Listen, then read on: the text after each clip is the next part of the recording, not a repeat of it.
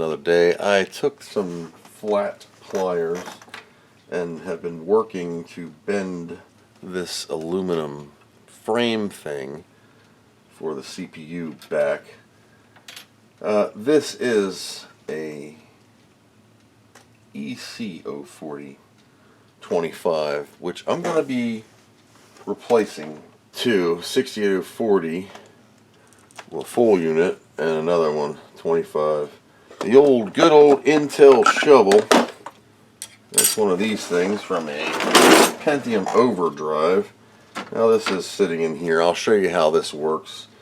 You stick this underneath the chip and you kind of pry upwards, but you want to get in there underneath the legs before you do. You can pry towards you, and then you see how it lifts up, and you go in again. Just kind of make sure you get in there. You got to find your spot. There you go. And then you go to the other side, find your spot. You just kind of give her little wiggles here and there, and then it'll just pop free. Note your orientation of your chip. You can also see that there's no pin here. There's no pin on that corner. Line it up. Give her a stink. Alright, so with that, I'm going to reinstall the nylon screws, and that is simply screwed on the bottom by hand, so I can then drop them on the floor and lose them forever. Almost there, guys, almost there. Now you can get a better feel for the straightness of this metal heat pad right here. You see how it's elevated? And that way it's not smashed in. So what we're going to do for the fan is we have a little fan here with the RGB lights, and I thought that was neat, and I have no idea which direction it blows, so I'm going to just, whatever way it fits on there. It doesn't fit really well this way, so it'll fit really well that way. And that's the way it's going to go. So there you go. You can see we have a little bit of an air gap. You can clearly see underneath the chip on all sides. It's not perfect. I was not able to bend this thing perfectly, but I think it does the job of. I'm going to remove these. I'm going to put DuPont pins here so I can use these connectors, or just pins, and DuPont connectors to the pins. That way this is replaceable more easily in the future. Okay, so as you can see here, I put a regular style pin right there, and it soldered in right here. And that's that. Now I can just simply plug the fan in. There's your fan power. Route the floppy drive power cable through the bottom of the equipment and attach one of the connectors to one of the fan power connectors on the back of the Mercury. Okay, so we power supply, we plug into the one that's broke off, we plug into a floppy drive, and this one powers a floppy drive. So the left one that is broken, so see the white thing and the broken off connector, I'm just going to put L pins here, bloop, and we'll have, you know, I'll figure something out on that or ignore it totally. And just like that, there's one L bracket connector. Let's see what happens.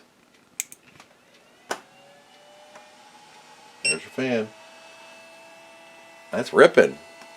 So, power in. This fan isn't whisper quiet. Now it's going to use the thermal to draw heat away from the chip, not blow on it, which I find stupid. I like blowing air on a chip to cool it, not sucking heat from it thermically. I know it radiates, but it just seems, you know. We're going to boot this again, fanless. It'll be okay for a minute. And it's still doing the same damn thing. Gotta kind of kick it. Let's see what happens. My phone went off while I was soldering. Tonight's interrupter is brought to us by the legendary Mr. Randall Jessup, who just dug out a bunch of equipment from his garage or storage, and after years, his Amiga 600 just fired right up. Isn't that cool? The A600 just works. Had to control Amiga to wake up the hard drive. The other CD32 boots, but doesn't notice there's a disk, no spin. Wow. Incredible. I'm surprised the hard drive still worked. Old Amiga 40 meg hard drives, and Amiga 600. It's hard to believe that that was our storage and we were tickled pink with it. Okay, so this 68040, I don't have any CPU tests. We're going to use my USB power stick here on the Zulu SCSI external. We're going to boot that 3000 image with the wrong kickstart ROMs, to which I'll need a keyboard. I'm going to have to jump start this thing because it's going to blink and freak out. Yep, let's do a warm reboot. Doesn't like that. You got to kill it, turn it back on. I got to figure that out. It's only the 040 doing it. Alright, so this thing booted. We're going to go DF0 sysinfo. Crazy, but it works. Yeah. Alright, 6840, FPU, and MMU. Not in use because I don't have the libraries because you just heard it yell at me. Speed. What are we at? Is this the 33 or is this the other one? 25 or 33? Or 28 or 35? So we're 28.5. So this is the 28 megahertz model. We could probably clock it to the other one. Why not? 2.67 times. But see, we're still not even. 1.0 with the 4000. Why is that? Because the MMU is not, and we don't have copy back. Yeah, look at that. Alright, so I need set patch. So I don't have my caches turned on. And my MMU library. This is going to be Workbench, probably Workbench 2, 2.1 with this kickstart, and Amix on a secondary partition. That's the game plan. So that's why the Kickstart 2 ROMs are in. We got to do the casework. I got to figure out this accelerator more and get it stable. Deburt, decaches off, copy back cache. Can't do either one. Which Amiga are we? Evaluating system.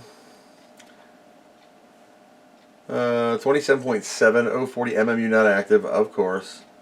Super Agnes, 8372B, ECS Denise, Paula, Amiga ECS. It's January 1st, 1978. 2 megs of chip, 15.3 megs of fast. That's 8 and 7. 8 on the board, 7 on the accelerator. Kickstart 204. Workbench is unknown because it's 3.2. Your computer is an Amiga 3000. Set patch is not available because it won't boot it. Hi, Handheld Chris here. It's been a few weeks. I've been very busy. So today is the day, not the crate amp or the guitars, even though we should do something on that. 3000 UX motherboard with its Amiga Kit ATX plug in there. Yes, Kevin, I'm getting there. 3000 UX chassis is up for paint today. We finally have a nice, warm, sunny day. It's about 27°C, so 80-ish degrees outside. Muggy. And we're going to get this sprayed. As you can see, I will wipe it down. She's all sanded down. Drive tray, or hard drive tray, floppy tray, back dude, bottom, all around. Everything is sanded. I have to wipe it down, degrease it. I'm going to tape off, or might even remove it this time, the plastic tape, and redo it. It's just like some kind of packing tape. It prevents the cables from hitting the hard metal and sharp spots for your hard drive, SCSI, and floppy cables. So this is the before. It's a couple days later, and here's all your painted parts. So this is the drive tray, floppy tray, rear mofo here, and of course the hard drive tray. And they look wonderful. This is beautiful. What is that, velvet? What did you paint them with? I painted them with a aluminized metal paint, is what it was called, with primer. That way it's rust protective, and I tape off all of the bits, like the protective anti-snag cable tape. I even mask off the back for the original big sticker, and just to make it look the best I possibly can. You'd be amazed what a respray can do. Now this is all a sticker, all of here. So basically this, and this little bit was painted. Here's some tape to show you what I mean. The front of this was a little bit warped. Like, looks like she was beaten with a stick. It's got gouges and pinches, and I tried my best to give her the straightest possible straightness, and it's not perfect, but you don't see it. Normally there's a big piece of tape with some ancient felt that was used to seal the front case that didn't have vents in it anyway. Today's interrupter is on Discord from Dilapidated Armadillo, perhaps a CD-TV CD drive recap.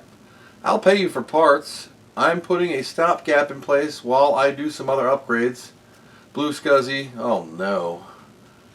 I'd like to get the drive working again. After looking at your video a few more times, it may be in my best interest to have someone who's done it before to avoid my shaky, soldery hands. I have some other items that may also be of interest to you.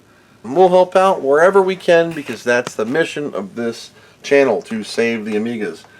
We're at, what did I say? 284. This will be 285. My videos are out of order, so you may see some.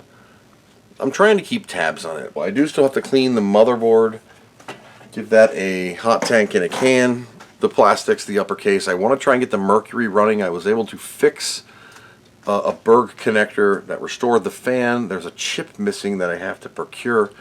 I have it on order from eBay. I'm just waiting for it to come in. I have my normal felt feet that I use, and I also have these spongy rubber mofs.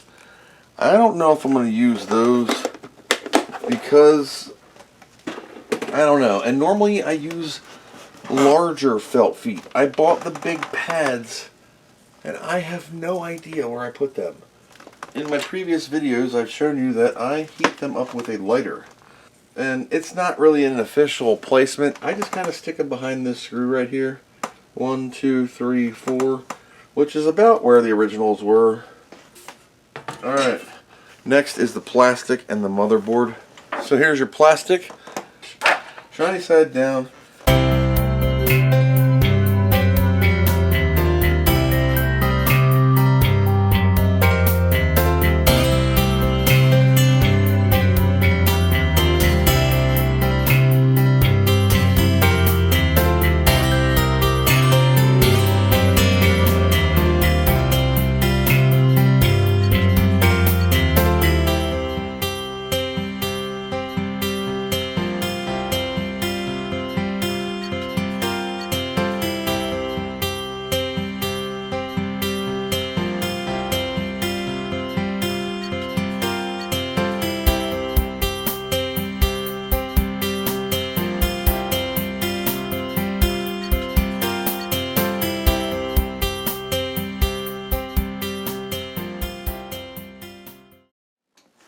Alright, so we're going to go for a test. This is the Amiga 3000 UX restored. There's nothing on here, SCSI wise. I got a SCSI blink, it does acquire. We have no lights. I just want to see if I get a kickstart screen. We do. 2.0 ROMs. ATK. No mouse, no keyboard. Boom, the floppy drive works. I'm gonna peer you over here. You can see down in this power supply, maybe. Hi. There's some lights in there, blue and stuff. That's the ATX style. It is still got the noisy fan. I kind of like that. SCSI address 6. That's the Zulu file I just made. Find new type. I always just put RAM : that way it saves it up here. I'll just call it Zulu. Manufacturer's name, Zulu.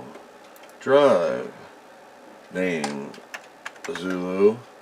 Revision 69, dudes! By putting RAM : it saves the information not on your floppy disk or ADF. Okay, we're going to read the configuration from drive because I'm stupid. There goes Amber screwing up. See? Damn it. I'm going to leave it for a second. When she gets hot, she gets stupid. It's not. It's freaking... Insufficient data returned from query. So after a couple days, I pulled the Zulu 1.1 out and put the RP2040 in, and it just freaking worked. I tested it with the external Zulu Mini. I had the 2.1 image on this. So the idea was, that's SCSI ID 0. For the Unix machine, I need to have ID 6 as a blank drive. I need to clone this partition and make like a 600 or so meg max, maybe 400 for Unix. I don't want to overdo it because it's not anything modern with file systems and stuff. Remember, this was the 90s. And we'll just simply rename this to HD6.HDA, and then we're going to do the magic. Now, I do have a tape drive that I bought off eBay. This is the UX kit. This is the, I don't have the books out, so forgive me. You get a basic, and you get the installation, and the Unix disk, patch disk, for after you're done. This is the tape. That's the tape. She's brand new. Now, like any 6150 tape, I'm going to have to take this apart. Oh my god, yes, scary. To open said tape, open. These tapes are self-destructive on the way they are. The 6150 tape, everything relies on that wheel. That wheel has a belt that runs around and back up to keep these wheels aligned and also keep them taut, and the head touches right here and moves the tape. But this, I can tell you right now, is going to be a problem because these belts are permanently under tension and turn to rubber bubblegum. They also ride on the tape, and as they age, they will not work. This tape has never been wound, so it's in a 0 position, which is fine. I am going to hold off on this because I have some Plastibands. They're a non-latex, non-rubber, plasticky rubber band that just happen to be the exact size with tension that I need to make these tapes work. For Unix here, I have to make a small partition. So it's going to be called DH6 for now. Bootable? I don't know. Sure. Advanced options. Let's give it a different boot priority. -1. Save, change the drive. Yep, not changed. Exit. Reboot. You're not deleting DH0. It was a copy of DH0, so it'll just boot. And we'll have a DH6 that will format, not format. Perfect. DH6 non-DOS. Now, on our Amiga, this is real floppies, so we're going to take installation disk 1. We're going to boot said Unix install disk. It is the slowest loading disk ever. Floppy disk 2 and press enter. This is the amber screwing up. 1 second, let me fix that. Alright. So inserting floppy 2. Alright, it sees all the memory. It's only got 6 megs of RAM. I need to deuce this up because Unix can only run off of the factory RAM. I gotta get some more zip 20s. I'm gonna be scouring the old eBay. Because all the chips I did have, I ended up using in people's repairs. Which is fine. So I'll just have to buy some more. Unix System 5 Release 4 from AT&T Amiga Limited version 2.1. Which keyboard am I using? Merca, baby. You want to install or repair? I want to install. Insert your tape and press enter. Yep, that's the problem. Scanning SCSI bus for hard drive. I want to see if it finds the 6, ID 6. Now the tape has to be ID 4, so it's going to yell. Yep.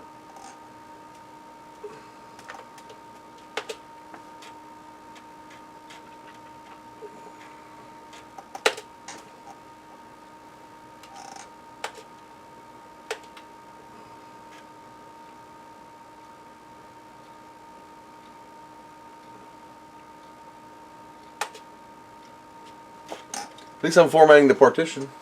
Hard drive light is doing something. Blipping?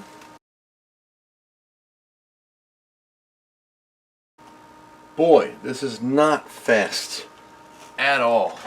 I mean, not fast. This constant adjustment on amber is a pain in the ass. Alright, so I don't know how long that's going to take and if it's going to work at all, because it's looking for ID number 4. It doesn't tell you that for the tape drive, which I have in a box, but I can't do anything with till I get the plastibands to repair the tape. I'm also waiting on some blank tape media. Oh, it did something. Blank tape media to test first. Okay, I'm going to use like the Amiga backup or whatever just to make sure it works. We'll put new plastibands on those tapes too, even though they're brand new, just like that one. The belts are under tension and they destroy themselves after 30-something years. So we'll put new plastiband tape belts on. I'll link in the description below where I got these. If you have a tape or a floppy disk drive and you can't find a belt for your floppy, if you have a floppy belt or a tape drive or whatever you got, Plastiband is the name of the company that makes the rubber bands that are not rubber or latex or silicone. They're like science. Anyway, as soon as they come in off the old Amazon, we'll be able to do that. But in the meantime, I can't do anything with this. MediaWorks. I'm going to make some X copies of these because I gotta just, you know, they're new but they're old. They've been living in a bag for 30-something years.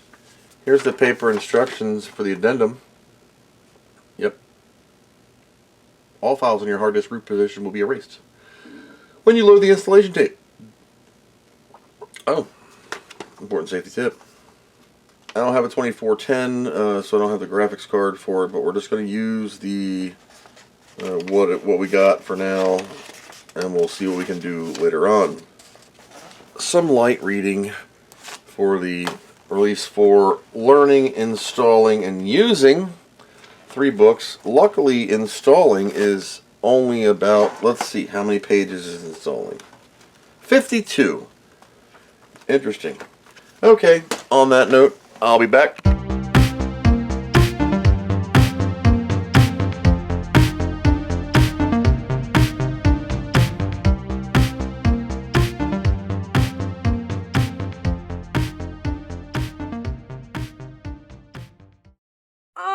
What do you know from funny, you bastard?